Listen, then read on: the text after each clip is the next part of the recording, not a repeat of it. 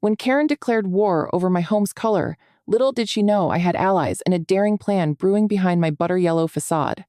It was 9 o'clock on a Saturday morning when I caught Karen peering over her perfectly trimmed hedges, a look of pure venom on her face. The sun was just beginning to spill golden rays across the dew-kissed grass, illuminating my melty butter yellow home, which had been my sanctuary since I first signed the papers 3 years ago. I sat on my porch, steam curling from my mug of coffee, savoring the sweet aroma while listening to the chirping of the robins that nested in my yard. Little did I know that this tranquil moment would soon be twisted into a scene straight out of the darkest neighborhood drama.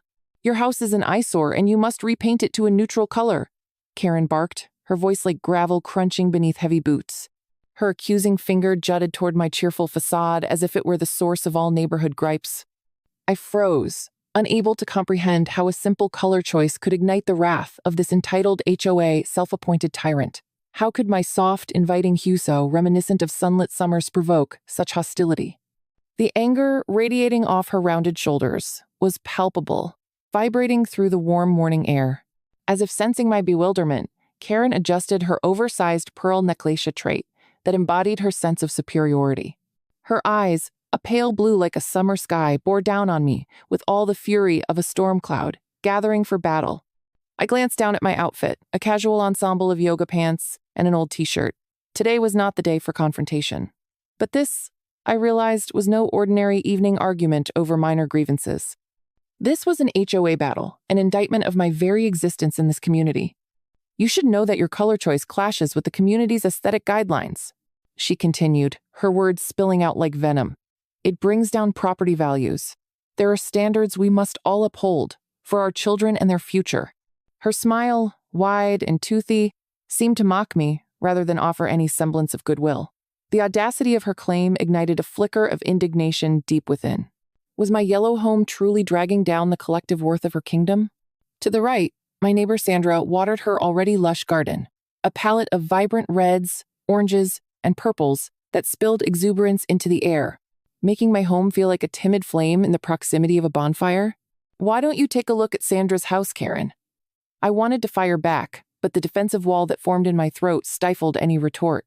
Instead, I sipped my coffee slowly, choosing silence as my weapon, rather than succumbing to her unwarranted fury. Karen was relentless, her tone full of authority, as if she had the power to reign judgmenta, self-appointed ruler of suburbia, enforcing a vile peace among us. "I've already contacted the HOA board regarding your home, and they agree with me that your choice is unacceptable." Her proclamation made my heart race. How had we become embroiled in such a ridiculous squabble? Surely there was a line between leadership and dictatorship, and somewhere in her fierce eyes I could see that she had long forgotten where it was drawn.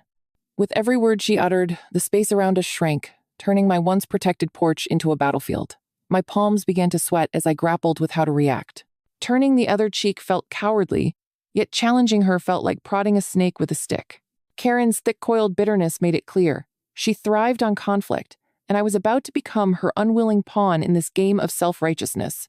I glanced towards my children, playing quietly in the backyard, completely oblivious to the brewing storm. Would this woman really turn their innocent world topsy-turvy over something so trivial as house color? A sharp pang of anger surged through my chest. Who did she think she was? My resolve strengthened by the thought of setting a decisive example for my kids. I finally found my voice.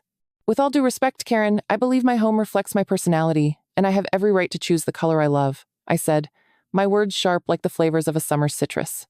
Karen's eyes narrowed, her perfectly manicured brows arching in disbelief, as if I had just suggested the moon was made of cheese.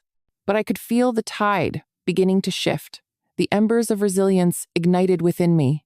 The chaos I had unwittingly invited into my life was only beginning to unfold, and soon I'd show Karen just what a butterfly can do when trapped in the tangled web of a spider's grasp.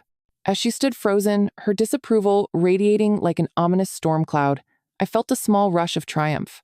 A landscape of possibilities lay before me. Perhaps it was time to start a different kind of storm community, one where voices of dissent would rally together against the forces that sought to stifle individuality. This was only the beginning. I could feel the battlefield being set for what will be a tumultuous struggle against tyranny. The distant chime of the church bells ushered in the late afternoon, the golden light giving way to the orange hues of approaching sunset. I stood in my living room, now transformed into a makeshift command center, determinedly organizing a mound of paperwork sprawled across the coffee table. Neighborhood code regulations, snapshots of my vibrant home nestled among equally bold abodes, and handwritten testimonies from well-meaning friends filled the pages that had once been blank. Each document was a brick in the fortress I was building a defense against the tyranny that was Karen and her relentless sense of entitlement. For far too long, I had played the role of the agreeable neighbor, the easygoing doormat for anyone with a penchant for dictating how I should live my life. But the time had come for my soft-spoken resolve to crystallize into something solid.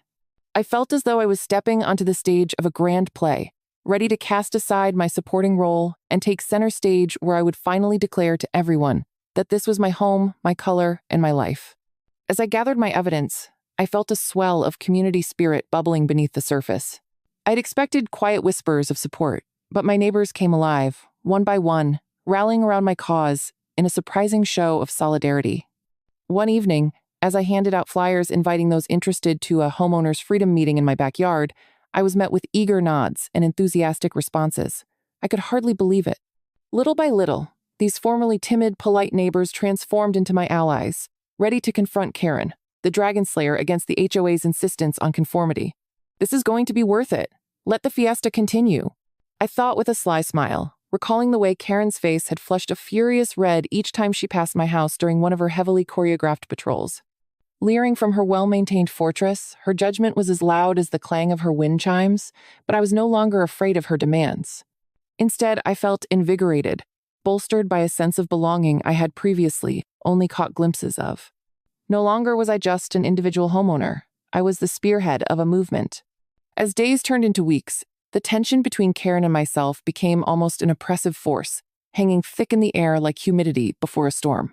I learned to anticipate her every little maneuver. If I spotted her squinting through her window at the backyard meeting, I'd smile and wave, raising my coffee mug in an impromptu toast to her discomfort. It was pure, mischievous delight. Not only did I save my sanity, but I also built a camaraderie with my neighbors who began to invite their friends, turning my once quiet abode into a lively discussion hub. The weekends morphed into vibrant mini-festivals, with laughter and chatter spilling over our shared grievances as if we were all waiting to burst through the dam together.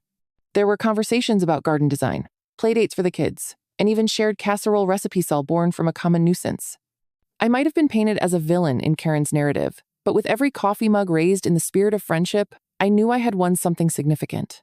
Around dusk on one of those bustling weekends, as the sun dipped below the horizon and painted the sky in graffiti-like strokes of pink and purple, I spotted Karen prowling outside once more. She reeked of desperation, her hands clutching a clipboard as if it were a lifeline. She walked past my home, and I swear I could feel the heat radiating off her skin as the sight of my jubilant gathering pierced through her illusion of power. "Can you believe these people?" Karen hissed as she waltzed past, her nose scrunched up in disdain. But instead of retreating into the shadows of my home, I stood taller, flush with determination. I could see that my resolve had lit a fire among the locals, their laughter contrasting sharply against her bitterness. Nothing would keep me from my personal revolution. The tide was turning, and I could feel it. I swore I could hear the whispers of support as I finally shared what I had learned about the peculiarities of HOA code not 2 days later at our gathering. As I read through them slowly, eyes darting from neighbor to neighbor, I realized we were all in this together. No longer was it just my home at stake. It was the principle of ownership, freedom, and choice among us all. Everyone seemed eager to contribute their bright thoughts and opinions until Karen would finally be the one flailing, caught in a web she had spun entirely by herself. Our collective laughter blended into a rainbow-colored tapestry of defiance, and I could hardly suppress the elation washing over me. This was what life should feel, not a constant retreat in the face of Karen's self-imposed authority, but an exuberant celebration of individuality, where even the smallest voices could rise to a chorus. Little did I know, this was just the prelude to a storm powerful enough to unravel all of Karen's tyranny. The distant hum of the evening traffic blended with the melodic chirps of crickets, settling the air with a complacent glow as the sun dipped behind the neighbors' rooftops. I leaned against the window frame, still reeling from the latest confrontation with Karen. It wasn't enough that she had stormed my front yard, declaring my house an eyesore, but now she had taken her campaign to a new and sinister level.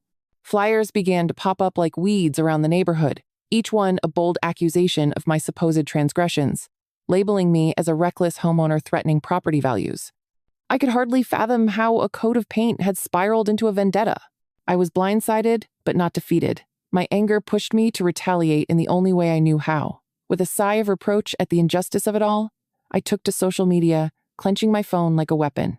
I started posting pictures of my vibrant home alongside cheeky hashtags. Karen doesn't like fun, vibrant and proud, and not your color palette. The community was a mixed bag. Some laughed. Others expressed solidarity, sharing their woes of HOA tyranny. I wasn't alone anymore. I was igniting laughter and camaraderie. As days passed, the posts went viral beyond my expectations, launching me into a digital whirlwind. My notifications flickered nonstop as other disgruntled neighbors chimed in, leaving comments like, "Go, you vibrant rebel," and "Karen has no chill." I could hardly keep up with the positivity, with every retweet feeling like a stamp of approval against Karen's smears. Each approving comment fueled my resolve, and in my mind I began to picture myself as some sort of freedom fighter, breaking through the walls that Karen had built around her tyrannical rule. Then, as if the universe was having a laugh at our little drama, I got wind that local media outlets had taken notice. Whispers among the neighborhood grew frantic as queries about the saga began to circulate. The irony of a battle over paint colors capturing such attention was almost poetic. My phone buzzed with requests for interviews and coverage, transforming my ongoing battle with Karen into an unexpected media sensation. I had never imagined that a simple dispute over house color could lead to such chaos, but here I was, the underdog on the brink of something huge. With the media frenzy came mixed emotions. While I felt exhilarated, I was also overwhelmed. How could I condense my feelings about this absurdity, this very real struggle I was facing, into snappy sound bites? Ideas raced through my mind like wildfire. Would I play the victim or the champion of community spirit? After weighing my options, I decided I would stand firm as both addressing Karen's incessant thirst for control and sharing how many of my neighbors had rallied behind me. It wasn't just my fight anymore. The media day approached with an urgency that sent waves of both dread and excitement crashing over me. I could already picture Karen's scowl, the twitch of her lips as she attempted to dismiss me. Let her try, I thought, smiling at the prospect of her having to face the rallying cries of a neighborhood empowered by defiance. I felt like a phoenix rising. Each insult hurled at me would only add another feather to my glorious wings. Yet I couldn't shake the nervous energy buzzing around me as I prepared for the big day. The bubble of excitement began to burst, and anxiety settled in. What if I stumbled over my words? What if I didn't do my newfound supporters justice? The very heart of our community seemed to rest on my shoulders, and I couldn't let Karen stifle not just my voice, but theirs as well. I let out a long breath, forcing myself to stay grounded amidst the swirling chaos. On the night before the media storm hit, my living room transformed into a hub of last-minute strategizing. Friends gathered, sifting through messages of support and inspiration. Each laugh and reminder that I was fighting for something bigger than myself provided the strength I needed. There was hope lingering in the air, and I felt the weight of anticipation not just as a burden, but as a vibrant encouragement emerging from every corner of my home. The stage was set, and this was no longer just about paint. It was about all of us reclaiming our individuality in this HOA-dominated world. As dawn broke on the day of the interview, I stood outside amidst the chaos of camera crews and reporters, feeling the upcoming confrontation brewing like an impending thunderstorm. With each heartfelt chant of camaraderie from my neighbors standing firmly behind me, the moment crystallized into something unforgettable. I caught a glimpse of Karen, flanked by fellow HOA board members, and felt a surge of adrenaline course through every nerve in my body. Today wasn't just my stand. It was our united uprising against the absurdities of a petty tyrant. The night before my big media showdown, I sat huddled in the corner of my cluttered living room, a single light bulb flickering overhead, casting eerie shadows on the walls. The distant hum of the evening traffic mixed with the pounding of my heart as I replayed the events of the day, trying to focus. My anticipation swirled like a tempest, especially when I received an anonymous tip from a neighbor tape recording of a secret meeting where Karen and some HOA board members were conspiring to malign not just me but several others whom she deemed threats to her perfect neighborhood. My heart raced as I powdered my nerves over the thought that this could finally be my opportunity to topple the villainous facade she had crafted across the years. But my excitement quickly turned to anxiety. The weight of this knowledge hung in the air, heavy like a thick fog, and I knew this was going to change everything. My hands trembled with urgency as I tucked my laptop into my bag, a mixture of fear and exhilaration coursing through my veins.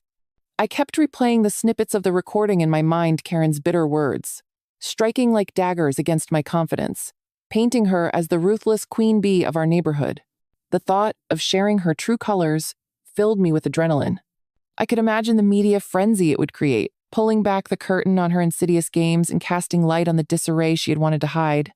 But as I crawled into bed later that night, uncertainty wrapped around me like a blanket. Would I be brave enough to share it? The thought haunted me as I fell into a fitful sleep. By dawn, as weary light crept through my curtains, I jolted awake, my mind flooded with disbelief. I leapt out of bed, brushing off sleep, only to stop dead in my tracks. My laptop was missing. Panic gripped me as I dashed through my tiny house, tearing apart the pillows on my couch, rifling through every drawer, and frantically scouring every corner. It had been there, I swore it. My heart sank as I checked again and again. Had Karen discovered my plan? Or worse, had she managed to corner me, swoop in, and steal my silent weapon? Frantically, I rummaged through my bedroom, throwing clothes aside as if the frenzied act could conjure the laptop back into existence. The minutes felt like hours as despair gnawed at me, constricting my heart. I replayed every moment from the past few days in my mind. Had I left it unlocked? Had I been so careless? Desperation pushed me to reach out, but the thought of haunting everyone with my troubles weighed heavily on my conscience. Exhaustion seeped into my bones with every corner of the house I conquered, in search of my lost device. The clock continued its relentless march toward the media showdown, the noises outside of chirping birds growing louder, sparking a mix of dread and resolve within me. I couldn't let Karen's triumph go unchallenged. I needed that tape to expose her schemes. It wasn't just about the color of my house anymore. It was about all of us in this community who longed for the freedom to express ourselves without fear. As I poured another cup of coffee, the brewing aroma momentarily distracted me from thoughts of the impending confrontation. Each sip calmed me. A fortitude stirring within that reminded me why I started this fight in the first place. Then, suddenly a thought struck me like a bolt of lightning. I rushed outside into the crisp morning air, praying against the odds that one of my well-meaning friends had perhaps borrowed my laptop and forgotten to mention it. I dashed to my neighbor's door, my heart beating like a war drum.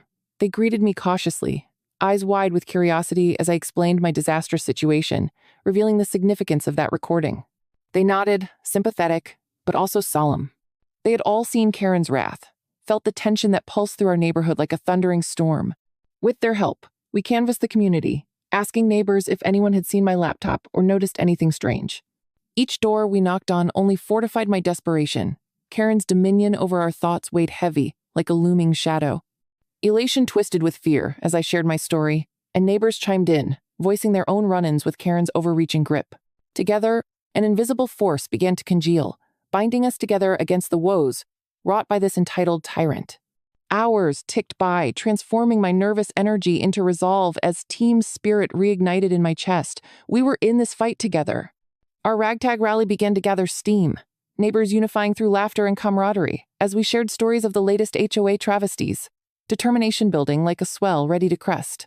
Just when I thought all hope was lost, a neighbor approached. A sheepish smile settled on her face.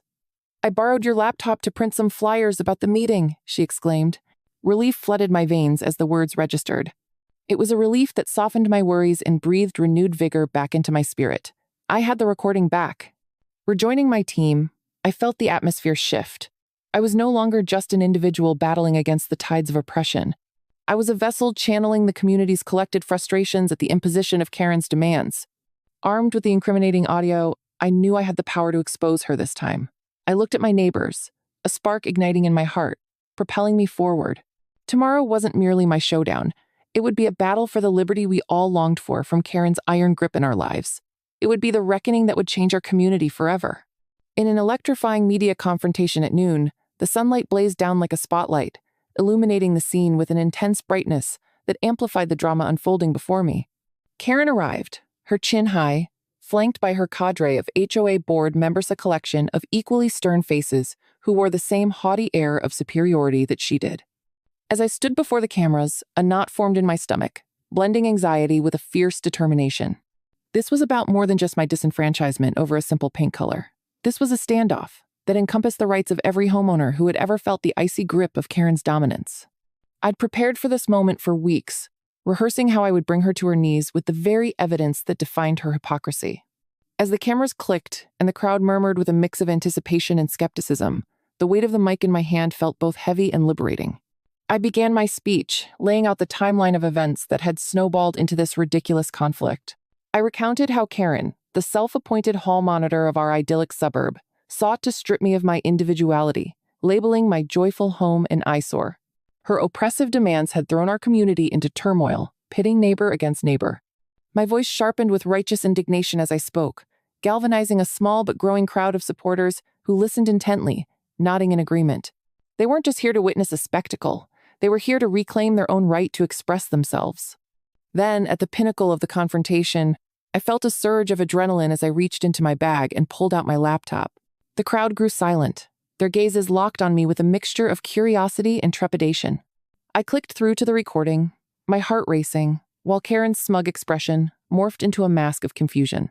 With each click, I revealed the contents of that hidden meeting, expertly capturing Karen's venomous rants, where she plotted against me and plotted to undermine others who dared to challenge her rule. The audio crackled to life, reverberating through the open air. I could feel the weight of her words pressing down on the crowd, shifting the atmosphere from one of tension to disbelief. Her carefully constructed shield was crumbling.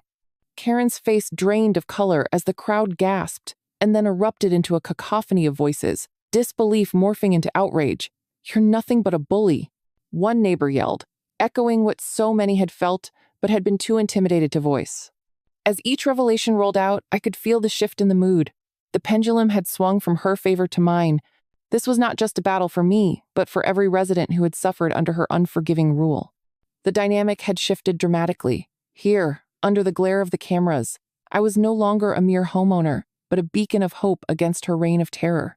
Karen was unmasked, and her powers began to dissolve like a mirage in the desert. With the recording playing in the background, and the crowd roaring for justice, I caught Karen's eyes, which were now wide with panic and rage.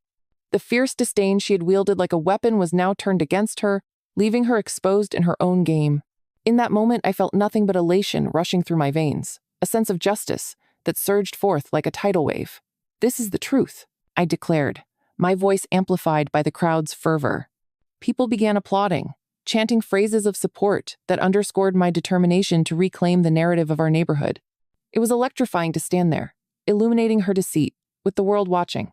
As I concluded my live reveal, I felt a powerful wave of relief wash over me.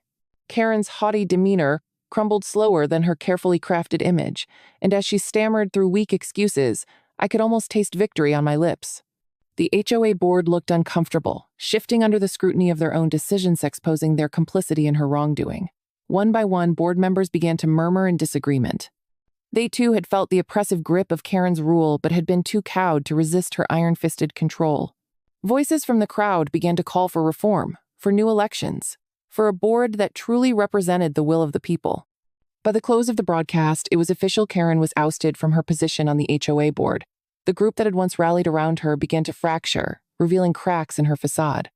I stood on my porch later that evening, the butter yellow paint of my home glistening under the setting sun, and I breathed in deeply. The aroma of freedom tinged the warm air, floating from barbecue grills in the distance, laughter rolling through the neighborhood like music. I could hear children playing, the joyful noise radiating across our community, now unashamed to express their personalities without fear. In that moment, I understood the profound shift that had occurred. We had collectively claimed our voices back from the hold of entitlement. For the first time, I felt a weight lift from my shoulders. We had fought against a titan and emerged victorious. My heart swelled as I looked around at my vibrant neighborhood. It felt revitalized, released from the fear that had suffocated it for so long. This place, once held in the grip of one woman's tyrannical desires, could finally breathe again. I felt an unbreakable sense of hope pooling in my chest, a promise of a fresh start, not only for myself but for everyone. We would be free to color our worlds however we chose.